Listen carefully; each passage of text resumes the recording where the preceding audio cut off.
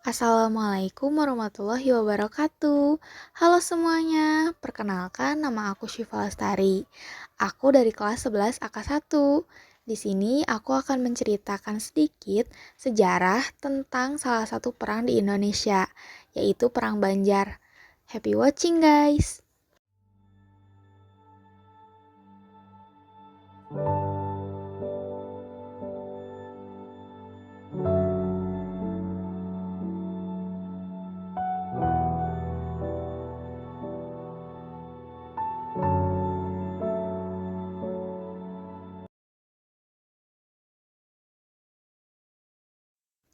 Perang Banjar atau Perang Kalimantan Selatan adalah perang perlawanan terhadap penjajahan kolonial Belanda di Kerajaan Banjar yang berlangsung hampir setengah abad, yaitu dari tahun 1859 hingga tahun 1906, sehingga menjadikannya perang terlama di Nusantara. Perang Banjar dipimpin oleh Pangeran Antasari yang berhasil mempersatukan suku-suku Dayak di Kalimantan Selatan untuk menghadapi penjajah. Perang Banjar ini menelan cukup banyak korban.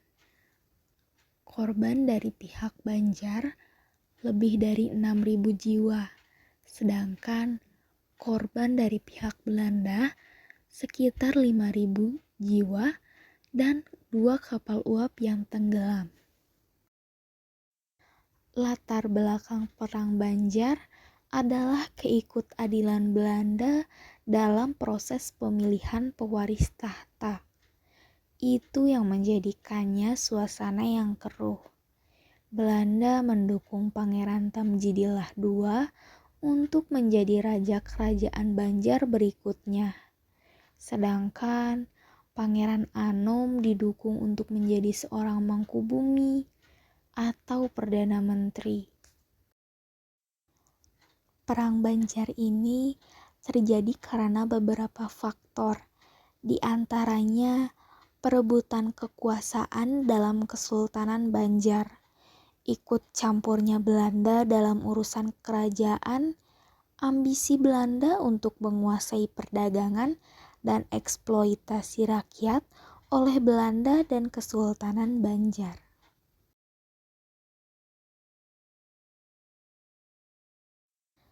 Nah, lalu di sini adalah contoh naskah peta keadaan dan operasi militer Belanda saat Perang Banjar. Lokasi militer Belanda ditunjukkan dengan adanya bendera Belanda. Angka Romawi merujuk ke distrik militer. Distrik militer yang lebih besar dalam garis merah ganda. Pawai Letnan Kolonel Verspik melalui hutan ke Bayan Begok. Perang Banjar ini dipimpin oleh Pangeran Antasari atau Gusti Inu Kartapati. Pangeran Antasari adalah pahlawan nasional yang berperan sebagai pencetus dan lokomotif Perang Banjar. Perang Banjar dipimpin oleh Pangeran Antasari dan terjadi perlawanan di berbagai daerah. Pangeran Antasari menyerang dan berhasil menguasai penduduk Belanda di Gunung Jabuk. Nah, perlu kalian ketahui juga, pemerintah Republik Indonesia mengabadikan namanya dan mengenalkan sosok Pangeran Antasari kepada masyarakat Indonesia dalam uang kertas Rp2.000 tahun 2009. Pangeran Antasari ini menggunakan strategi perang gerilya dengan membuat kerajaan baru di pedalaman dan membangun benteng-benteng pertahanan di hutan-hutan. Pangeran Antasari bersama prajuritnya menyerang tambang batu bara milik Belanda di Pengaron, merebut benteng Pengaron, dan mengambil alih tambang Nassau Orange yang merupakan milik Belanda. lalu melakukan penyerangan ke perkebunan milik Gubernemen di Gunung Jabok, Kalangan, dan Bangkal.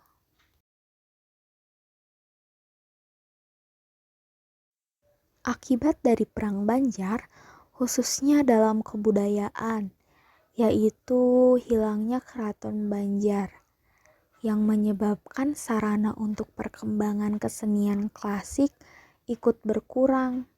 Dan di samping itu, sikap golongan ulama yang tidak menyenangi budaya keraton. Kesenian klasik mengalami proses disintegrasi dan akhirnya hampir tidak dikenal lagi di kalangan luas masyarakat Banjar. Perang Banjar ini mengalami kegagalan karena beberapa faktor. Di antaranya yaitu yang pertama, karena ambisi Belanda. Belanda ingin menguasai daerah Banjar yang kaya akan sumber daya alamnya. Yang kedua, yaitu karena campur tangan Belanda dalam pemilihan pewaris tahta. Belanda mendukung Pangeran Tamjidillah II untuk menjadi raja, sedangkan Pangeran Anom didukung untuk menjadi Mangkubumi. Dan yang terakhir, yaitu kenaikan pajak. Kenaikan pajak menyebabkan keresahan sosial dalam masyarakat.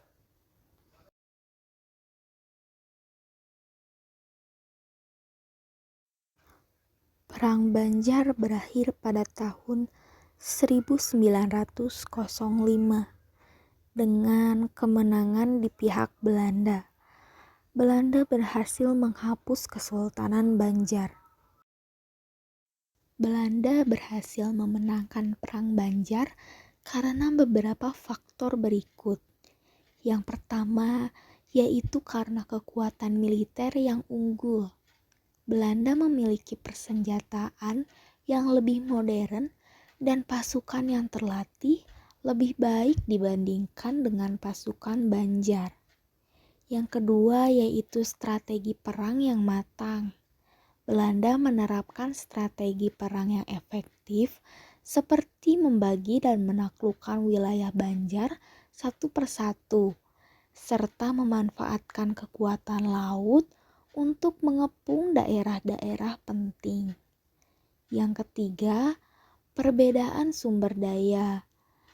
Belanda memiliki sumber daya yang jauh lebih besar, baik dalam hal finansial maupun logistik, sehingga mampu melancarkan perang dalam jangka waktu yang lama.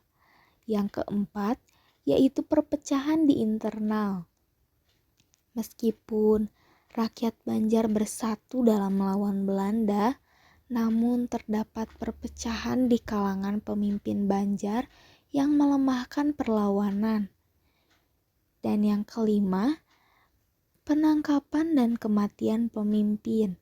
Belanda berhasil menangkap atau membunuh beberapa pemimpin penting perlawanan Banjar, seperti Pangeran Hidayatullah dan Pangeran Antasari. Hal ini membuat semangat juang rakyat Banjar menjadi menurun. Mungkin cukup sampai di sini saja cerita tentang Perang Banjar yang dapat saya ceritakan. Mohon maaf jika masih banyak salah dalam perkataan. Tapi sebelum saya tutup buku ini, saya ingin memberikan cuplikan video tentang gambaran saat Perang Banjar sedang berlangsung.